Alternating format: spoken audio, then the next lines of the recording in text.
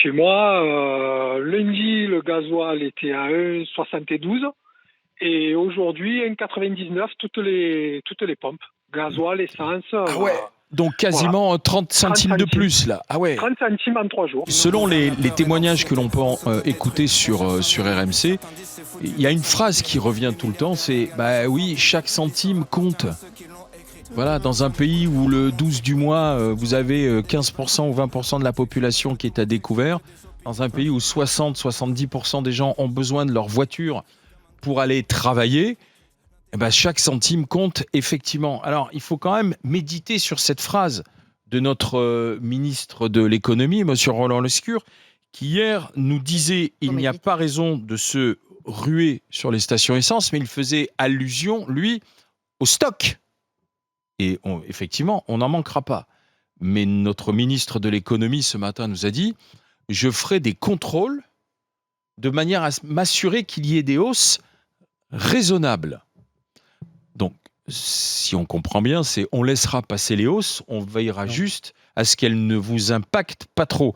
Ça devient une affaire politique parce que du côté du Rassemblement national, on dit attention, on a la TICPE, la taxe intérieure sur les produits pétroliers, qu'on pourrait geler. Les taxes sur les carburants, c'est 70 à 80% quand même du prix. Donc, est-ce que le gouvernement peut agir là-dessus ? S'il agit là-dessus, bien évidemment, c'est un manque à gagner aussi. Manque à gagner pour les caisses de l'État endettant de disettes. Alors, il y a deux choses, si vous voulez. C'est est-ce que le gouvernement doit agir ? Est-ce qu'il est normal de se ruer sur les stations essence, sur les pompes ? Didier Giraud. Écoute, moi, c'est un manque à gagner en cas de hausse. Ce qu'on est en train de vivre ces jours, c'est pas de la hausse, quoi. Moi, j'ai fait le plein par hasard chez moi à 1,66 vendredi matin. C'est pas que j'ai prévu la crise. À 1,66 vendredi matin. Diesel ? Oui, je suis passé devant ce matin à 1,76. Ça avait pris 10 centimes. Ça a pris 10 centimes en 5 jours. Quelle enseigne ? Intermarché. D'accord. Ça a pris 10 centimes en 5 jours. Concrètement, là, le gasoil qui sort à la pompe ce matin à l'Intermarché chez moi, il n'a pas été coincé dans le détroit d'Ormuz, quoi. Faut qu'on arrête de raconter des sifflonnades aux gens, quoi. Hein. Je pense que tout le monde en profite pour se faire une petite trésorerie pour l'acheter plus cher le coup d'après, quoi. Parce que chez nous, c'est pas des stations-service qui sont livrées 3 fois par jour, quoi. Hein. Les stations-service chez nous, elles sont livrées 1 fois par semaine. Voilà. Donc, à un moment donné, ce qui est en train de se passer là, la crise, eh ben, tout le monde va en profiter pour y aller un petit coup.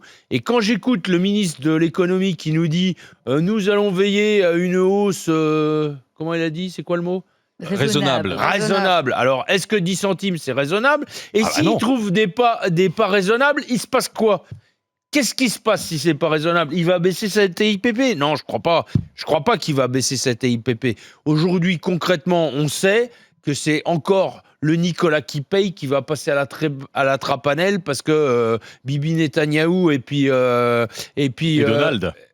Et puis Donald, ils ont balancé des bombes sur l'Iran. Voilà. Ça c'est une réalité que tout le monde va sentir en sonnant et trébuchant dans les campagnes et ailleurs. Je vous donne la parole dans 5 secondes, Fatima et Barbara. Je voudrais qu'on passe par le 32-16 parce que Oui, mais on a fort à dire. Mais on a Claude qui veut réagir. Claude du côté de la Haute-Loire. Bonjour Claude. Bonjour. Vous êtes imprimeur et chez vous ça se passe comment alors, dites-moi ? Ah ben chez moi, lundi, le gasoil était à 1,72 et aujourd'hui, 1,99 toutes les pompes. Gasoil, essence. Ah ouais. Donc quasiment voilà. 30 centimes de plus là. Ah ouais. 30 centimes en 3 jours. Quelle enseigne ? Voilà, ben Super U et Total. D'accord. Et tout le monde dit vaguement. Est-ce que vous avez demandé pourquoi ? Non, ben de toute façon, eux, ils peuvent rien vous dire. Hein. C'est le tarif et puis voilà quoi. Donc voilà. Bon, moi, il y a des gens. Bon, hier, il y avait du monde. Hier après-midi, bon, à Super U, la pompe est en libre service. Donc les gens vont avec les jerrycans et font des réserves. Ils font des réserves. Ouais. Ah ben oui. Et les gens, ils font pas des réserves parce qu'ils ont peur de la pénurie. Ils font des réserves pour faire eux aussi une plus-value, quoi. Hein. Des économies surtout. Bah oui. Parce que bon, si ça continue à monter 10 centimes par jour, on va jusqu'où là ? Et le ministre, ça truc là de dire je vais surveiller, il va surveiller quoi ? Dans toutes les pompes, il va envoyer quelqu'un pour surveiller le prix de l'essence. Non, mais puis le problème, c'est que si il considère que c'est pas une hausse normale, on va dire, il se passera rien derrière. Hein. Il n'y aura pas de sanctions, non, il y aura pas. Non, mais ils toucheront rien. De toute façon, là, ils vont se gaver à se remplir les poches. Autant les pétroliers que l'État. Puisque bon, il va encaisser, l'État va encaisser sur les taxes 20% de TVA sur 30 centimes. En 3 jours, ça y fait du bien, quoi. D'accord. Et là, vous allez pouvoir tenir combien de temps avec votre plein, là, Claude ? Moi, j'ai GPL et j'ai une Dacia GPL et essence. Je roule au GPL, donc voilà, quoi. L'essence, j'ai mon réservoir, il est plein et je le touche pas, quoi. Je marche que sur le GPL, quoi, qui est à 79 centimes le litre pour le moment. Voilà, il n'a pas augmenté. D'accord. En tout cas, 30 centimes là chez Super U de votre côté là, en l'espace de 48 heures, même pas. L'addition, elle est lourde. Merci Claude. 1,99 €. Voilà. On est à 2 €. Merci d'avoir été avec nous, Claude. Bonne journée. Merci à vous et bon courage. Merci pour votre émission. Merci Claude. Alors, Fatima et Barbara. C'est pour ça le côté un peu agaçant, ce qui m'agace un peu, c'est quand les politiques veulent soit rassurer ou culpabiliser les gens, et en fait, rien ne marche. Ils veulent essayer de les rassurer en disant on va contrôler pour des hausses raisonnables. Mais qu'est-ce que ça veut dire une hausse raisonnable ? Parce que si c'est finalement... Il ne faut pas que ça augmente trop vite, ça augmentera. Ça veut dire quoi pour eux ? 2 € peut-être, en se disant la barrière symbolique là, des gilets jaunes pour pas avoir la même chose. Donc on dirait qu'ils veulent gérer la colère. Et l'autre chose, c'est la culpabilisation. Parce que depuis hier, ce que j'entends, c'est la petite musique. Oui, mais les gens, voilà, c'est vous qui créez la pénurie parce que vous ruez. Mais en même temps, on ne va pas reprocher à des dindons de la farce, parce qu'on est toujours les dindons de la farce, à un moment de s'organiser. C'est-à-dire les gens, ils savent très bien. La dernière fois pour l'Ukraine, c'était la même chose. Quand on revit sans fin le même épisode, les gens s'organisent un peu. Donc c'est normal aussi qu'ils se disent, attends, 10 centimes en une nuit, et ils savent très bien que ça va augmenter. Après, on a, comment dire, ce que j'attends de voir, c'est tous ceux qui sont d'habitude pour le libéralisme, en disant toujours plus de liberté, qu'est-ce qu'ils vont dire ? Voilà. Quelle est la puissance de l'État dans ces moments-là ? D'accord, il y a ce qu'on appelle le profit et il y a les profiteurs, si tu veux. Ah oui, voilà. Tandis que là, il n'y a aucune raison, a priori, d'augmenter de 30 centimes, si tu veux. Toujours dans le capitalisme, dans le libéralisme, il y a toujours cette marge-là. C'est ça le problème. Moi, j'écoutais un syndicat de pompistes ce matin qui disait qu'ils sont obligés d'augmenter aujourd'hui pour se faire de la trésorerie pour pouvoir se faire livrer à la prochaine, quoi. Enfin, tu vois. Donc c'est de la trésorerie de prévention. On sait la ça. Trésorerie de prévention, celui qui n'arrive plus à remplir son réservoir pour aller faire son boulot, il n'est pas dans la trésorerie de prévention, lui. On va payer à la... Il est dans le manque de trésorerie, lui. Mais tu l'as dit tout à l'heure en introduction, 35 à 40% du prix, c'est le prix du baril de brut. Ok. Aujourd'hui, le brut, il est à 82 $. Il a augmenté depuis le début de l'offensive de 13%. C'est peu. Alors 13% en 5 jours, ça fait beaucoup, mais ça reste peu. Et on est dans des prix qui sont, d'après les experts, tout à fait raisonnables. D'autant plus qu'on n'est pas du tout dans la situation des années 70. Chaque pays a des stocks stratégiques qui sont bien remplis. Je crois que la France a un stock stratégique qui lui permet de voir venir. 18 millions de litres. Voilà. Et on a surtout une diversification d'approvisionnement qu'on n'avait pas, une diversification géographique d'approvisionnement qu'on n'avait pas dans les années 70, etc. Je rappelle quand même qu'au moment de la crise de 2008, le baril, il était monté à 147 $ et qu'au moment du début de la guerre en Ukraine, le baril, il est monté à 140 $. D'accord ? Donc, on en est loin. On n'est même pas encore aux 100 $. Et c'est ce que disent les experts, c'est quand on sera au baril à 100 $, on pourra commencer à s'inquiéter. Et il y a une deuxième raison de s'inquiéter, ce serait que des frappes iraniennes, ce qui pour l'instant n'est pas encore arrivé, endommagent de façon massive des infrastructures pétrolières. Il y a quand même 2 dépôts et une raffinerie qui ont été visées déjà, bien sûr. On n'est pas sur des choses catastrophiques. On n'est pas sur les... Vous vous rappelez en Irak quand les champs Saddam pétroliers Hussein, flambaient. Voilà. Bon, on n'en est pas là et croyez bien que la défense antiaérienne américaine va s'occuper sérieusement de protéger principalement, et d'ailleurs et les Saoudiens, etc. aussi, va protéger les raffineries. Donc aujourd'hui, il ne fait aucun doute que ceux qui s'en mettent dans les poches, c'est les intermédiaires, c'est-à-dire tous ceux qui s'occupent du raffinage, de la distribution, et derrière, évidemment, monsieur Lescure, l'État qui est bien content de continuer à s'en foutre plein les poches. Donc, on arrête de nous dire que c'est à cause de l'Ukraine, c'est à cause de la guerre en Iran, etc., etc. Non, non, c'est à cause de ceux qui prennent toutes les occasions, on en a parlé tout à l'heure, les avions, les assureurs, vas-y que je te taxe, le Pékin qui n'a pas d'autre choix que de prendre son avion pour rentrer de Dubaï, et là c'est vas-y que je te flingue, l'automobiliste qui n'a pas d'autre choix que de mettre de l'essence. Donc encore une fois, on essaie de détourner l'attention des gens en leur faisant croire que c'est l'Ukraine, c'est l'Iran. Non, non, c'est les profiteurs de crise, et l'État prend des taxes là-dessus, et il est bien content. Donc monsieur Lescure, silence radio, s'il vous plaît, ne venez pas nous faire croire que vous allez faire quelque chose, parce qu'au contraire, vous êtes ravis de pouvoir continuer à plumer Nicolas. Nous sommes avec Ludovic d'Ille-et-Vilaine. Bonjour Ludovic. Oui, bonjour à tous. Bienvenue Ludovic, agent immobilier. Vous nous appelez de Sevron-sur-Vilaine, c'est ça? Oui, Servon-sur-Vilaine. Servon-sur-Vilaine. Alors, voilà. Que se passe-t-il chez vous alors? Écoutez, un peu la même chose que votre auditeur d'avant, Claude. Mais à la limite, je suis peut-être mieux loti que lui, parce que moi, là, j'ai payé mon gasoil ce matin à 9h38 à 1,839. Ah oui. Donc, alors que le dernier plein que j'avais fait, il y a une quinzaine de jours, on était à 1,615. D'accord. Donc, de 1,60, vous êtes passé à 1,80. Ça a pris 20-25 centimes quasiment. Quoi, voilà, en fait, c'est ça. Voilà. Alors que dingue. Je pense... Dans quelle enseigne qui était dans Leclerc. Alors là, vous voyez, ça c'est intéressant, Ludovic, parce que les deux que l'on a cités, Super U ou Leclerc, ce sont des enseignes qui se targuent justement d'être toujours là pour le pouvoir. D'être toujours là pour le pouvoir d'achat. Donc les vertueux. Ça fait longtemps qu'on sait que Leclerc c'est Pipo et compagnie. Alors oui, mais là je vise pas ad hominem Michel-Édouard Leclerc, parce qu'il y a aussi beaucoup de franchisés. Donc il faudra quand même qu'il s'explique sur pourquoi est-ce qu'ils augmentent de 20 centimes. Vous avez des explications, Ludovic, ou pas? Non, il y en a pas, et je suis d'accord avec ce que disait la dame juste avant moi, c'est que je pense que ils anticipent, parce que pour moi le gasoil que j'ai acheté ce matin, c'était le même qui était dans la cuve vendredi, donc il est pas du tout passé par le détroit d'Ormuz ni par non, il est là déjà. Oui. Il est déjà là, donc c'est peut-être pour compenser la baisse du gasoil du week-end d'avant où ils avaient fait une opération à prix coûtant.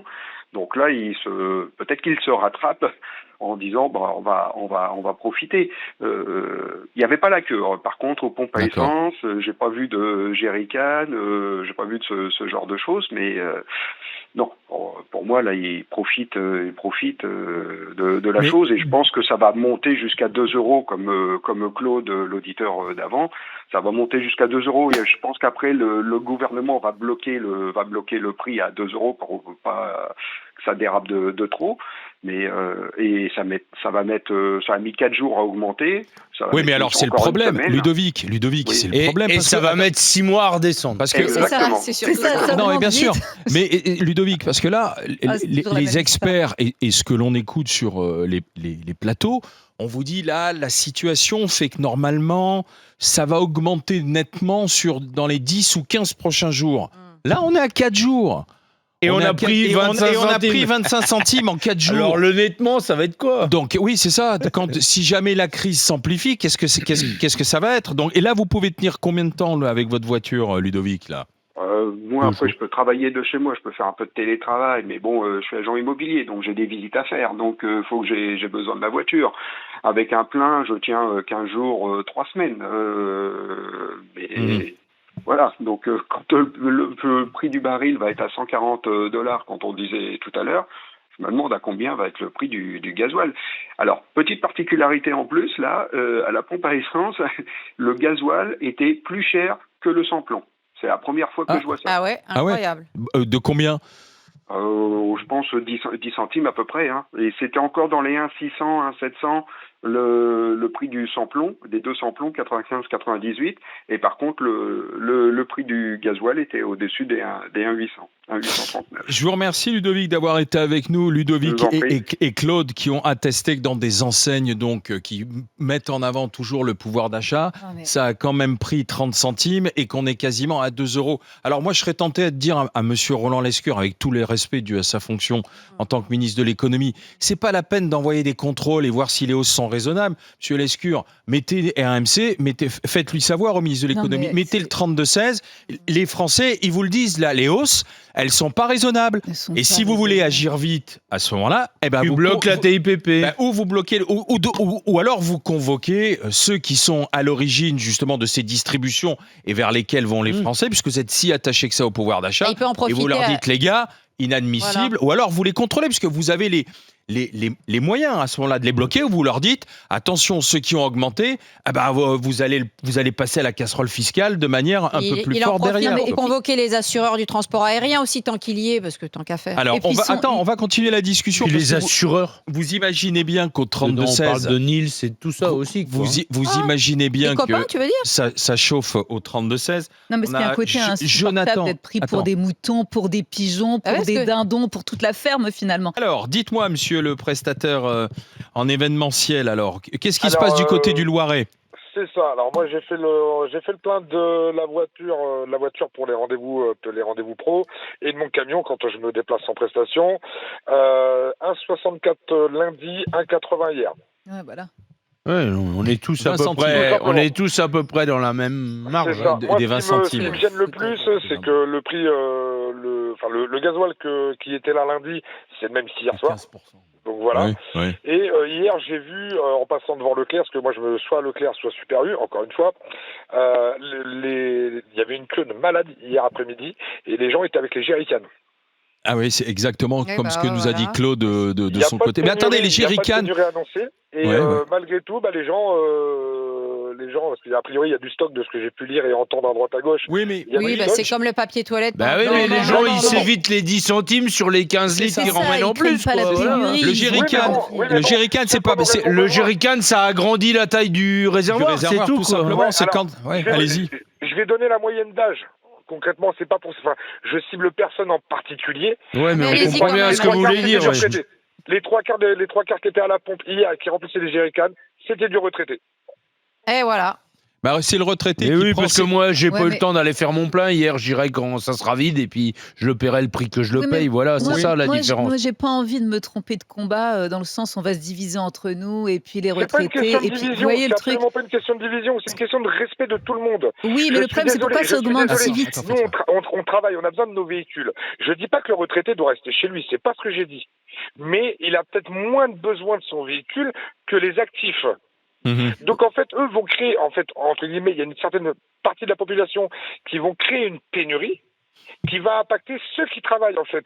Non, je suis d'accord avec ça, mais le cœur du problème, ce n'est pas que ça. C'est le pouvoir d'achat. C'est c'est le pouvoir d'achat, c'est tous les problèmes qu'on n'avait pas réglés avant, et c'est cette augmentation qui n'est pas justifiée. Là, il n'y a pas de pénurie en ce moment, vous voyez ? Et donc, il y a aussi ce truc-là. Et si on se dit, on va se taper dessus en se disant, c'est un tel ou c'est un tel, on perd de vue le problème principal qui est ces profiteurs-là, en fait. Cette augmentation qui n'a pas de raison. Et comment les distributeurs justifient leur augmentation en 2 jours ? Moi, j'en ai écouté un ce matin qui parlait du fait de créer une trésorerie pour racheter du carburant plus cher derrière. Ouais, mais c'est nous qui nous faisons avoir. Bien sûr. Sauvage. On paye 2 fois. On paye 2 fois, on paye leur trésorerie, mais on paye aussi leurs revenus au final. Bien sûr. Et c'est nous qui nous faisons avoir. C'est nous les actifs, c'est nous les petits patrons, comment ça s'appelle, même les patrons un peu plus gros, les transporteurs routiers. Moi, mais Jonathan, ce qui est fascinant, les mecs ils tabassent le plein, ils le tabassent plein fer. Oui, bien sûr. Mais Jonathan, c'est surtout les professions qui ne pourront pas répercuter. Parce que quand on est professionnel de la route, quand on est transporteur routier, on peut répercuter. Mais l'infirmière libérale, mais même l'agriculteur qui va mettre du GNR, sur les prix. On ne pourra pas répercuter sur les prix, nous. Tout le monde va garder la même marge, sauf ceux qui ne peuvent pas répercuter. Même la maman célibataire qui a besoin de sa voiture pour déposer les enfants. Oui, mais du coup, si tu veux, le carburant, ce n'est pas un moyen de production. Chez l'infirmière libérale, le carburant, c'est un moyen de production, avec un prix qui est encadré et donc elle ne pourra pas répercuter, elle. Mais ce qui est fascinant quand même, c'est que dans un pays suradministré, où l'État est partout, où l'État te traque, où l'État te taxe, et où l'État vient te chercher, même éventuellement, si jamais t'as pas franchi bien... Évidemment, quand tu es un citoyen qui paye tes impôts, parce qu'évidemment, quand tu n'es un délinquant, là, par contre, on a du mal à te rattraper. Mais par contre, l'État est incapable de convoquer des gens qu'il connaît très bien, des interlocuteurs qu'il a en permanence dans ses bureaux, à Bercy, etc. Là, ils sont incapables de les convoquer pour les mettre devant leurs responsabilités. Ah là, tout d'un coup, on ne sait plus qui fait quoi, qui est qui. Et tout à l'heure, Didier l'a évoqué, mais il a raison. Pourquoi ? Parce que c'est copinage et compagnie. Parce que tous les patrons des grandes entreprises pétrolières, tous les grands assureurs, tous ces gens-là, c'est les copains de ceux qui sont au pouvoir. Donc en fait, tu vas convoquer tes potes, tu vas leur dire quoi ? Oh, écoutez, allez-y mollo, parce que le petit peuple captif là, sur qui on tape, qui n'a pas d'autre choix que de foutre de l'essence, que de payer ses impôts, que de prendre son billet d'avion pour rentrer de vacances, lui, vous comprenez, essayez de les pressurer, mais pas trop parce qu'on a bientôt des élections, mais en même temps, ils n'iront jamais venir mettre ces gens-là devant leurs responsabilités. En revanche, papoter, parler et continuer à nous faire croire qu'ils agissent. La réalité, c'est que exactement comme pour l'Iran, comme pour tout, l'État macronien montre son impuissance abyssale. Pourquoi ? Parce qu'il est aussi entre les mains de tous les copains qui l'ont mis là. Et c'est pour ça qu'ils n'agissent pas non plus vis-à-vis de tous les pétroliers, de tous enfin pas les pétroliers, mais tous les distributeurs, les Leclerc, les Super U, les assureurs, les raffineurs. Tout ça, c'est blanc bonnet et bonnet blanc, puisque c'est des copains et que derrière, il faut taxer qui ? Le public captif, c'est-à-dire le petit peuple. Par contre, faire la leçon à celui qui remplit de bidons, ça, on peut le faire. Je remercie. Tu le mets à la cuisine. Ça, on peut le faire, effectivement. Bien sûr. Oui, bien sûr. Allez-y, Jonathan, allez-y. Juste un petit coucou à Doumé, un copain du rugby qui va être papa dans quelques jours ou dans quelques semaines. Donc voilà. Eh ben, on le salue nous aussi. Et il habite de quel côté, Doumé ? Il habite du côté de Blois. Il se reconnaîtra, il écoute les GG aussi, j'imagine. Au boulot, il écoute les GG, ouais. Il avait reçu la lettre d'Emmanuel Macron pour le convaincre d'avoir des enfants, c'est pour ça. Certainement. Voilà. Jonathan, merci d'avoir été avec nous du Loiret. On va aller dans les Bouches-du-Rhône, du côté de Berlétan, avec Johnny. Bonjour, qui est commercial. Bonjour. Bonjour à toute l'équipe. Et alors, vous, de votre côté, qu'est-ce que vous avez vu ? Que s'est-il passé ? Alors, dites-moi. Écoutez, je vais essayer de ne pas reprendre ce qui a été dit par les auditeurs et par le plateau, parce qu'effectivement, sur l'histoire de l'essence, celle qu'on paye aujourd'hui, c'est celle qu'on a achetée il y a quelques temps, donc il n'y a pas d'augmentation sur le prix d'achat de l'essence pour le moment. Ça, c'est une première chose. Et moi, ce matin, je prends la route, alors je suis commercial dans tout le sud-est, et je me rendais aux gares, et pour ceux qui connaissent, je me suis arrêté à la station Total, qui se trouve à Lançon-de-Provence, au niveau du péage. Il y a un gros axe de vacances, il y avait beaucoup de passages. Écoutez, sur la station Total, ils se sont pas embêtés. Ils ont mis tous les carburants à 1,99. Voilà. À la petit seuil symbolique, 99. L'ensemble des carburants. Ah ouais. Est-ce que c'est raisonnable ? C'est honteux. 1,99, c'est pas 2. C'est pas 2, c'est psychologique. Mais vous avez essayé de savoir pourquoi en fait, en même temps... Mais t'as plus d'interlocuteurs. C'est ce que j'allais dire. Il n'y a plus d'interlocuteurs, c'est automatique, bien évidemment. Oui, en plus, t'as plus de personnel, donc rien ne le justifie. Ouais. Je pense que la personne à l'accueil... elle est à peine au SMIC, alors, de toute façon. Et c'est pas son problème premier, je pense. Mais c'est vrai que moi, je constate aussi que depuis le début de semaine, moi, je travaille dans le bricolage. J'ai beaucoup de magasins qui sont dans des centres commerciaux. Et je constate que dans les Auchan, dans les Leclerc, etc., pour pas citer tout le monde, qu'il y a des queues pour les carburants. Et je pense que c'est, encore une fois, les Français qui vont générer la pénurie. Malheureusement, je pense que oui, mais voyez, moi, alors là-dessus, Johnny, je comprends, mais je ne vais pas taper sur mes compatriotes, voyez, sur ce coup-là. Et même si je les vois avec les jerrycans, ça sera peut-être embêtant, mais finalement, on prend ces précautions, non pas parce que c'est le manque d'essence, mais c'est simplement de se dire, je mets un peu d'essence de côté pour éviter de la payer la semaine prochaine, encore 10 centimes, encore 15 centimes ou encore 20 centimes plus cher. Et d'aller avec un jerrycan et de mettre 20 litres, finalement, je suis désolé, mais vous faites des économies. Alors peut-être que ça vide un petit peu plus les cuves, un petit peu plus rapidement, mais qu'est-ce que vous voulez ? Chacun prend ses responsabilités et on est dans des temps de disette. On est dans des temps, on a du mal à boucler les fins de mois. Johnny, vous êtes commercial. J'imagine qu'avoir votre bagnole et avoir le plein, c'est aussi votre gagne-pain, quoi. Ben, ça, tout à fait. Moi, de toute façon, je mets un plein par semaine, donc ça passe très vite. Mais alors, au niveau des pénuries... Pardon, excusez-moi, allez-y. Non, je voulais savoir, parce que justement, votre patron, parce que vous êtes commercial, j'imagine que vous n'êtes pas à votre compte, vous travaillez pour une entreprise. Non, tout à fait. Donc, voilà. Il prend en charge en partie vos frais d'essence ? La totalité, on a une carte totale, une carte carburant. D'accord. Donc les frais sont pris en charge par la société au niveau de l'essence. Et combien vous y êtes de commerciaux ? Alors nous, dans notre secteur sur la France, on est 8 dans notre branche, mais on a aussi une trentaine de commerciaux qui sont dans notre secteur au niveau de l'alimentaire. Donc ça fait une quarantaine de commerciaux, voilà 40-50 commerciaux qui vont tous passer à la pompe, qui vont constater qu'il y a 30 20 centimes balles par semaine. Voilà, qu'il y a 30 centimes de plus. Donc tout ça a un coût pour l'entreprise qui lui-même, je ne sais pas si votre patron, il pourra répercuter sur les prix derrière. Tout à fait. Il répercutera sur les salaires. Ah non, mais il gèlera les salaires s'il ne peut pas récupérer sur les prix. Le reste de ses charges, elles sont fixes. Donc, Et il y avait du monde à la pompe ou pas, Johnny ? Par contre, non, personne. Ah bon, après, il faut savoir que les gens, ils vont en priorité dans les stations les moins supermarchés. chères. Les supermarchés. On sait que les stations des autoservices, c'est les plus chères. Oui, donc, enfin bon, on a eu des témoignages. On a eu des témoignages. Leclerc, ils étaient à 1,99 aussi, donc bon. Non, mais bien sûr. Mais c'est vrai que pour l'instant, les gens se jettent dans les hyper, dans les super, dans les stations de ce genre de stations-service. Puis après, ça va passer au Total, au Esso, etc. Maintenant, moi, à mon avis, je pense pas qu'il y ait besoin de s'inquiéter au niveau de la pénurie plus que ça pour le moment. Alors oui, l'augmentation, elle est là et je pense qu'elle est là un peu trop tôt. Et je pense que ça va être comme d'habitude quand ça va rebaisser, au lieu de rebaisser aussi vite que ça monte, comme un des personnes sur le plateau l'a dit, on va attendre 1, 2, 3, 4 mois pour retrouver un prix correct. Alors, vous savez, ça aussi qui est pas super, on va dire honnête, quoi. Vous savez, vous connaissez l'expression, l'essence monte avec l'ascenseur et elle descend comme l'escalier, quoi. Tu voyez, donc ça prend plus de temps. Mais Johnny, je vous remercie d'avoir été avec nous. Vous savez ce qu'on va faire ? Parce que là, dans l'oreillette, on me dit que le 32-16, vous imaginez bien, est en fait, c'est la France qui appelle les GG, les grandes gueules. Pour nous, c'est une France qui est en colère. En fait, c'est la France de la bagnole. Tu sais, c'est la France du diesel, c'est la France qui est sur la route, c'est la France de la vache à lait. C'est la France qui bosse et à qui d'un coup on dit mais vous comprenez, ma bonne dame, c'est la guerre. Sauf que la guerre, elle vient à peine de commencer. On n'y est pas parti. C'est la France qu'on a assez de faire partie des dommages collatéraux des décisions des autres. C'est-à-dire les éléphants se battent et les fourmis se font écraser. Et finalement, c'est toujours toi, la fourmi, qui te fait écraser partout. Donc c'est un vrai ras-le-bol. C'est pas un hasard si les Gilets jaunes ont commencé avec cette histoire-là. Je crois qu'il faut vraiment, alors, monsieur Lescure, faut vraiment que monsieur Lescure se branche sur RMC les GG, qu'il entende un peu les Français, alors.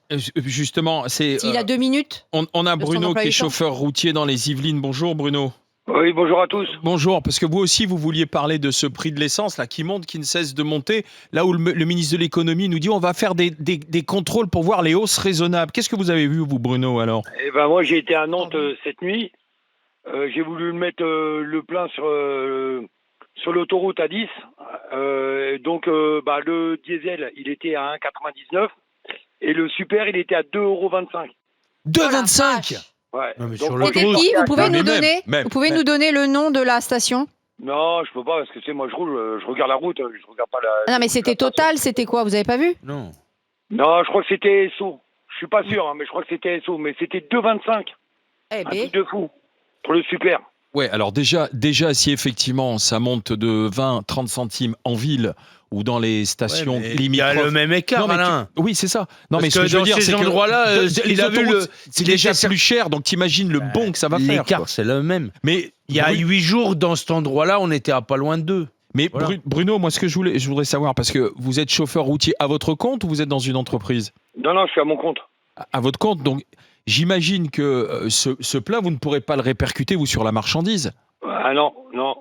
Déjà, j'augmente chaque année un petit peu au mois de janvier, mais de toute façon, les tarifs, dès qu'on leur dit l'essence augmente, est-ce qu'on peut mettre 50 centimes ou 30 centimes de plus par kilomètre ? Parce que moi, je suis payé au kilomètre.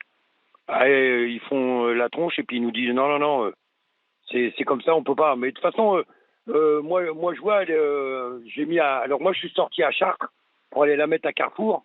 Et elle était cette nuit, elle était à 1,81 €, le gasoil. Donc je sors de l'autoroute pour aller mettre du gasoil, mais c'est de la hausse d'anticipation.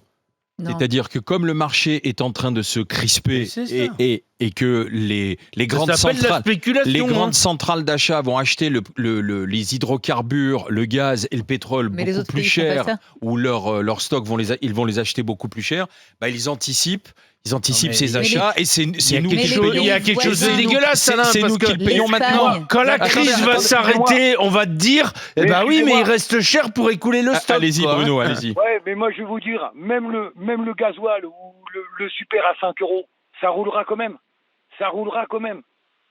Voyez, un peu moins, Bruno. Un bidon d'essence, c'est 10 litres. Il va gagner quoi? Il va remplir 10 bidons de 10 litres, il va gagner quoi? 10 balles? Oui, mais maintenant, ce qu'il faudrait aussi, c'est réfléchir aux solutions. Si on nous annonce, comme je disais tout à l'heure, un baril à 150 €, on n'y est pas du tout, hein, on n'y est pas, mais alors vraiment pas du tout. Hein. Donc la question, c'est les marges des raffineurs et des distributeurs. Apparemment, eux n'ont pas envie de faire d'efforts. Donc le dernier qui peut faire un effort, c'est l'État. Il y a 50% du prix de l'essence, c'est l'État. Donc l'État doit faire un geste. C'est tout. Monsieur Lescure, au lieu de parler, comme son chef suprême, là, son guide suprême, Monsieur Macron, qui parle, mais qui fait rien à part envoyer notre porte-avions, et bien là, s'il veut faire quelque chose de concret, il baisse de 10% la part des taxes de l'État. Ça fera déjà une baisse de 10% sur les tarifs, puisqu'apparemment, il ne peut pas contraindre ses amis raffineurs et distributeurs. Eh ben, l'État a des leviers. Il ne veut jamais les actionner, comme il n'a jamais voulu baisser la TVA sur les produits de première nécessité. Il ne veut rien faire. Pourquoi? Parce que, comme l'a dit Bruno, de toute façon, il y aura des gens, les gens ont besoin de rouler. On va aller voir. Il faut à un moment donné bloquer les routes, que les camionneurs bloquent les routes, que les gens qui travaillent, les commerciaux, etc., bloquent les routes. Et ça, peut-être qu'enfin, ça remontera. Parce que de toute façon, ils comprennent que ça. On les bloque. Toi, tu es contente d'être à l'électrique aujourd'hui. Moi, alors, l'électrique, je suis ravie. Mais en même temps, je fais que de l'urbain. Ouais, donc, évidemment, mais bien sûr. Oui, mais c'est en urbain que tu consommes en général le plus. Quoi. Si j'avais les moyens, j'aurais une Tesla. Et avec la Tesla, je pourrais faire de la route. On va aller dans le Nord, Mickaël. L'électrique, c'est l'avenir. Je remercie Bruno d'avoir été avec nous. Désolé, Bruno, mais je continue la conversation avec tous ceux qui nous appellent. Et Mickaël, notamment dans le Nord. Bonjour, Mickaël. Bonjour les GG. Vous avez l'exemple frontalier, vous, avec la Belgique? Oui, j'ai l'exemple frontalier, c'est ce que je disais au standard. Hier, j'ai fait mon plein parce que j'avais besoin de faire le plein, pas par anticipation du tout. Les tarifs sont restés sensiblement les mêmes. Il y a 10 centimes d'écart entre deux stations, mais ça, c'est habituel. Donc, on était aux alentours de 1,49,9 à 1,59,9. Et je suis à Tourcoing, donc vraiment limitrophe. Je rentre chez moi, je passe par la station Auchan, qui, elle, était passée de 1,79,9 pour le samplon 95, qui me concerne, à presque 1,89,5. Ah oui, donc plus de 10 centimes. Il n'y a pas de file d'attente aux stations essence belges. J'ai plein d'amis belges, je leur ai posé la question de si ça avait un impact chez eux, cette guerre. Pour eux, ça n'a aucun impact. Alors. En réalité, le gouvernement belge n'a même pas annoncé qu'il y avait potentiellement une pénurie de carburant. Donc j'ai l'impression que c'est un effet d'État, en réalité. L'État a annoncé, attention, on va avoir un problème. Non, l'État a annoncé, il n'y aura pas de problème. Ou il n'y aura pas de problème. Quoi qu'il en soit, dès que l'État ouvre la bouche, on fait l'inverse. Dans tous les cas. Donc, mais clairement, oui, là, il y a vraiment une grosse différence entre la frontière et la frontière belge et la France. Et j'ai un autre exemple, j'ai un ami qui est au Luxembourg, il me dit, nous, les prix ont même baissé. Ah, au Luxembourg. Ah c'est bien. Le Luxembourg, le paradis. Fiscalité moindre, des prix de l'essence qui baissent. On devrait tous aller s'installer au Luxembourg. Mais c'est intéressant parce que c'est intéressant ce qu'a dit Didier. L'État a dit il n'y aura pas de problème. On a une telle confiance dans l'État. Il n'y aura pas de pénurie. Il n'y aura pas de pénurie, il n'y aura pas de problème. Mais les Français ont été tellement échaudés depuis des années et des années qu'ils n'ont aucune confiance dans un gouvernement. Dépêchons-nous d'aller faire le plein. Exactement. On entend toujours l'antithèse. C'est-à-dire qu'en fait, on se dit s'ils nous disent qu'il n'y aura pas de problème, c'est qu'il va y en avoir. Et surtout, il nous avait dit. Tchernobyl, ça s'arrête, ça s'est arrêté à côté de la France. C'est-à-dire que notre confiance. Le Covid, on va tous mourir finalement, on n'est pas tous morts. Mais Mickaël, on va voir un autre exemple dans les Landes maintenant avec Karine qui est exploitante agricole. Bonjour Karine. Oui, bonjour. Et vous, qu'est-ce que vous avez constaté du côté des Landes, alors, Karine ? Donc nous, on est exploitants, donc on utilise du GNR. Et mon mari donc a rempli les cuves il y a à peu près 1 mois et demi. Et bon, on a fait le point et on a dit on va recommander. Donc on a appelé et de suite ils nous ont dit on vous prévient, il y a une hausse. Voilà. Donc on est à peine 1 mois et demi, on était à 1 400 € les 1000 litres. Et là, on est passé à 1 860 €. Incroyable. 40%. C'est une honte, donc, honte. Mon mari et moi, on est en train de se dire, on va faire quoi ? Parce qu'on va bientôt attaquer les labours. On va faire quoi ? On laboure la moitié du champ ? Voilà. C'est une honte. Voilà, mais j'ai aussi un autre exemple. On fait de la conserve, donc on se déplace pour faire des salons gastronomiques. On doit partir dans 8 jours. On doit aller à Lyon. Donc nous, on a 850 km. On va faire quoi ? Comment on répercute ce coût de gasoil sur nos conserves ? Et j'ai encore un autre exemple, puisque j'ai une fille de 20 ans qui est salariée pâtissière, qui doit travailler, qui commence tous les jours à 4 heures du matin et qui fait 25 km aller, 25 km retour, puisqu'on est en campagne. Donc ce coût-là va se répercuter in vitis sur sa fiche de paye. Parce que bon, ils ont possibilité de faire un peu de covoiturage, mais ils peuvent pas faire du covoiturage tous les jours. Donc là aussi, c'est sur le pouvoir d'achat de tous les jeunes et de tous les salariés qui travaillent. Et je vais vous dire même, la campagne est 2 fois plus impactée. Mais évidemment, puisque c'est vous qui en avez encore plus besoin. C'est vous qui en avez, c'est vous qui roulez le plus. Mais bien sûr. Et oui, c'est pas dans les grandes villes. Aller chercher une baguette de pain. Karine, et surtout que... C'est pour ça que je dis qu'il faut bloquer. Surtout que ces hausses, si elles continuent, vous qui faites de la conserve, vous ne pourrez pas la répercuter sur vos prix, parce que vous ne serez plus compétitive à ce moment-là, quoi, j'imagine. Exactement. Donc nous, on a déjà des clients qui commencent à s'inquiéter, en disant oui, mais est-ce que vous allez venir ? Et je dis oui, on va venir. Mais pour en revenir au témoignage des personnes précédentes, moi, j'ai fait le plein à titre personnel hier soir, donc à ma petite station essence. Vendredi, ma fille, elle me dit ah maman, vas-y, on est à 1,70. Eh ben moi, j'y suis allée hier soir. On était déjà passé à 1,82. Voilà. Oui. Et après, on va se demander pourquoi les gens se ruent. Ben voilà. Alors, on va faire comment ? Alors, moi, je vais aller faire mes courses. Donc, conclusion, pour faire qu'un aller-retour, je vais en profiter, je vais faire le plein. Donc, je vais prendre 8 baguettes que je vais mettre au congélateur. Je vais passer chez le boucher, je vais prendre 10 côtelettes. Voilà, et ainsi de suite. Mais j'ai dit, à un moment donné, on va... Les stocks...